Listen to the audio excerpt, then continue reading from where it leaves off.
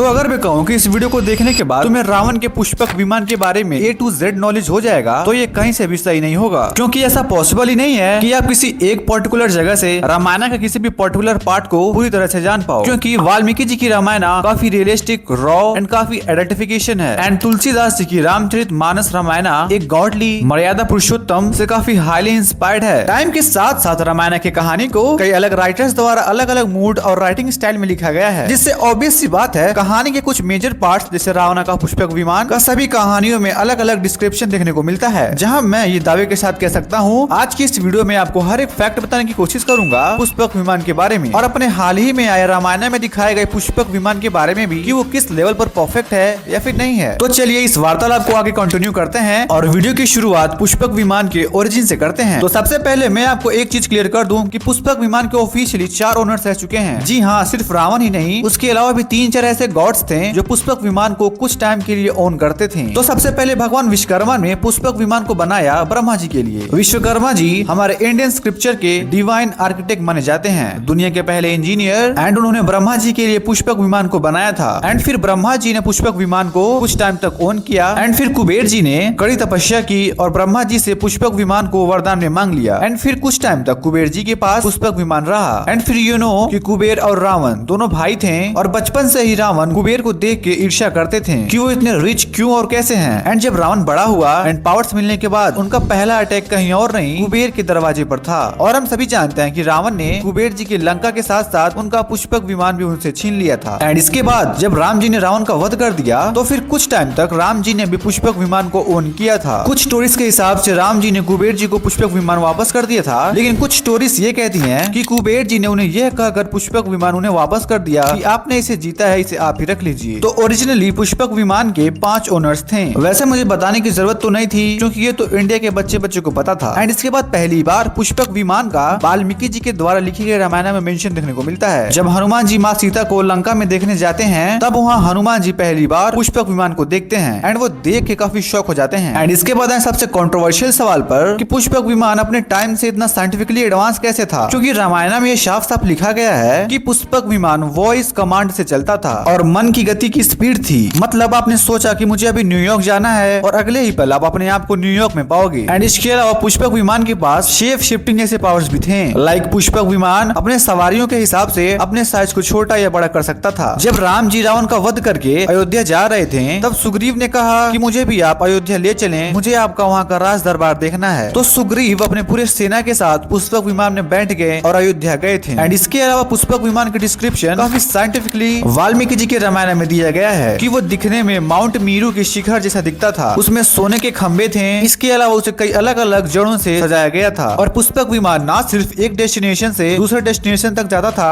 बल्कि वो दूसरे ग्रहों तक जाने के लिए भी कैपेबल था। और इसके एग्जाम्पल्स हमें रामायण में देखने को भी मिलते हैं। एक बारी राम जी और शिव जी ब्रह्मा जी से मिलने के लिए उनके पास जा रहे होते हैं। एंड इफ यू नो कि ब्रह्मा जी स्पेस में रहते हैं, तो रामायण की स्टोरी में इसे कुछ ऐसा दिखाया गया है कि राम जी जब ब्रह्मा जी से मिलने जा रहे होते हैं, तब उन्हें रास्ते में चारों तरफ सिर्फ अंधेरा ही दिखाई देता है। इट मीन्स कि यहाँ क्लियरली स्पेस की बात हो रही है, क्योंकि स्पेस में चारों तरफ अंधेरा रहता है। एंड फिर शिव जी अपने विमान से आते हैं जो काफी चमकदार था, एंड शिव जी उन्हें रास्ता दिखाते हैं कि इधर से आइए मेरे पीछे। एंड फिर रामायण में इसका भी वर्णन है कि जब राम जी ब्रह्मा जी से मिलने गए थे, तो राम जी के अकॉर्डिंग रास्ते में उन्हें काफी बड़े बड़े पहाड़ देखने को मिले थे, जो कि प्रोबेबली यहाँ पर मीटोराइट्स की बात हो रही है, क्योंकि हम सभी जानते हैं कि स्पेस में ऐसे प्लैनेट्स के टुकड़े फ्लो करते हैं। अब देखो, ये सभी बातें मैं अपने मन से नहीं बता रहा हूँ, ये सभी डेटा आपको ऑनलाइन मिल जाएगा। इवन इन सभी चीजों के ऊपर बड़े बड़े पॉडकास्ट में बातें हुई हैं। तो इन सब चीजों को देखते हुए पुष्पक विमान स्पेस में भी जाने के कैपेबल था। इसके अलावा पुष्पक विमान को एक चलता फिरता महल बताया गया है, जिसमें बहुत सारे विंडोज थे। एंड रामायण के पुष्पक विमान को काफी हद तक वाल्मीकि जी के पुष्पक विमान को अच्छे से डिफाइन करता है। इट मीन्स कि रामायण के मेकर्स ने रिसर्च तो अच्छे से की है। एंड जैसा कि पुष्पक विमान का नाम है पुष्पक, तो मेकर्स ने इसे सिंपली पुष्पक जैसा दिखने वाला बना दिया है, ना कि ऐसा जो कि फैंस कभी भुला ही ना पाए। इसके अलावा आप कह सकते हो कि रामायण का पुष्पक विमान हर तरफ से एक परफेक्ट पुष्पक विमान कहने के योग्य है, जिसमें कोई कमियां नहीं है। एंड अगर आप इसके प्रोपेलर्स के घूमने के डायरेक्शन को देखोगे, तो इसका एक प्रोपेलर क्लॉकवाइज घूम रहा है और एक एंटी क्लॉकवाइज, जिससे कि स्टेबिलिटी बना रहे और विमान ज्यादा हिले डुले ना। तो नो डाउट रामायण के मेकर्स ने पुष्पक विमान को बनाने में रिसर्च तो किया है, एंड उसका स्केल भी काफी बड़ा दिखाया है। By mistake if you don't notice, तो यहाँ पर आपको रावण चलते हुए दिख रहा होगा। And if you don't know, तो रावण की हाइट 10 से 20 फीट के आसपास बताई गई है। तो जस्ट इमेजिन इमेजिन कि इस पुष्पक विमान का स्केल क्या होगा। बाकी इसके अंदर एक छोटा सा महल भी देखने को मिलता है जिसका वर्णन वाल्मीकि जी के रामायण में भी था। और यहाँ पर आपको सीता माँ भी दिख रही होंगी, तो प्रोबेबली ये सीन सीता माँ के हरण के बाद का होगा। इट मीन्स कि मूवी के मेन पार्ट्स की शूटिंग और वीएफएक्स का काम हो चुका है। बाकी अगर तुम पुष्पक विमान के साउंड को देखोगे तो ये काफी यूनिक फील होता है।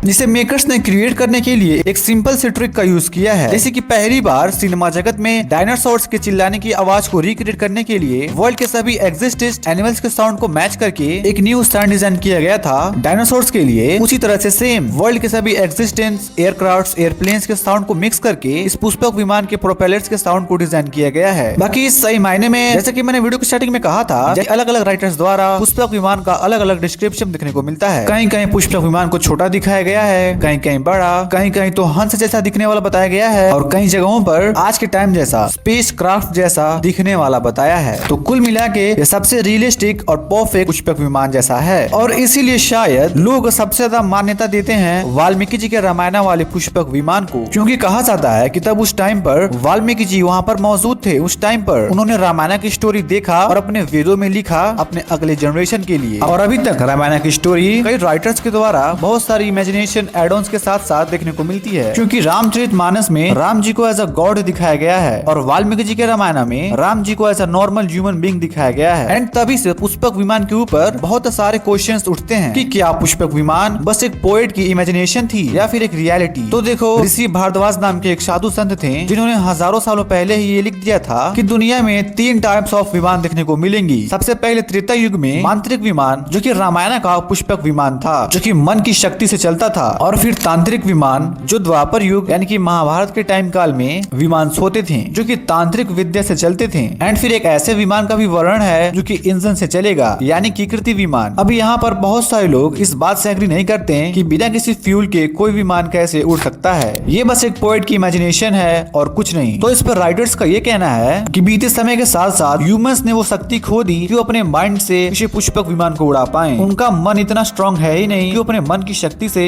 किसी विमान को कमांड करके उड़ा पाए। रावण जैसे गॉड जिसके पास अपार शक्तियां थी, उसका ऑरा और प्रेजेंस ऐसा था कि उसका माइंड इतना कैपेबल था कि वो पुष्पक विमान को चला सकते थे। सिमिलरली राम जी भी। और सही मायने में अगर देखा जाए तो ये सच भी है, क्योंकि कलयुग के ह्यूमन बीइंग्स दिमाग से काफी वीक हो चुके हैं। पहले के टाइम पर 99% लोग ज्ञानी थे, बलवान थे, स्ट्रेट फॉरवर्ड और ब्रह्मचर्य का पालन करते थे और उनका माइंड इतना कैपेबल था कि मैजिक जैसी चीज भी उनके टाइम में एग्जिस्ट करता था। आप इसे ऐसे समझो कि एक कमरे में 10 बुरे लोग निगेटिव एनर्जी के साथ बैठे हैं और दुनिया जमाने की बुरी बुरी बातें कर रहे हैं। एंड वहीं एक तरफ एक कमरे में पॉजिटिव लोग, विद्वान लोग बैठे हुए हैं, तो उनके मुख से अच्छी बातें ही निकलेंगी। तो यू नो कि थर्मोडायनेमिक्स का पहला नियम ये कहता है कि एनर्जी कभी नष्ट नहीं होता, वो इधर उधर पास ऑन होते रहता है। जिसके कारण जिस कमरे में बुरे लोग थे उसमें निगेटिव एनर्जी होगी और जहाँ पॉजिटिव लोग थे उनके पास पॉजिटिव एनर्जी क्रिएट होगी, जिससे कि मैजिक जैसी चीज भी उनके ही बीच जन्म लेगी, ना कि उन निगेटिव लोगों के बीच। अगर उस टाइम पर विमान जैसा फ्यूचरिस्टिक अपने टाइम से परे जैसी चीज अगर हमारे इंडियन सब कॉन्टिनेंट में एग्जिस्ट करती थी, तो ये मान के चलो उसे हम अब दोबारा देख नहीं सकते हैं या फिर बना नहीं सकते। बाकी कहीं कहीं ये भी मेंशन है कि पुष्पक विमान सूरजमुखी के तेल से चलता था। देखो, रियलिटी क्या है कोई नहीं जानता, लेकिन हजारों सालों से हमारे विद्वानों ने, ऋषि गुरुओं ने अपने नॉलेज को,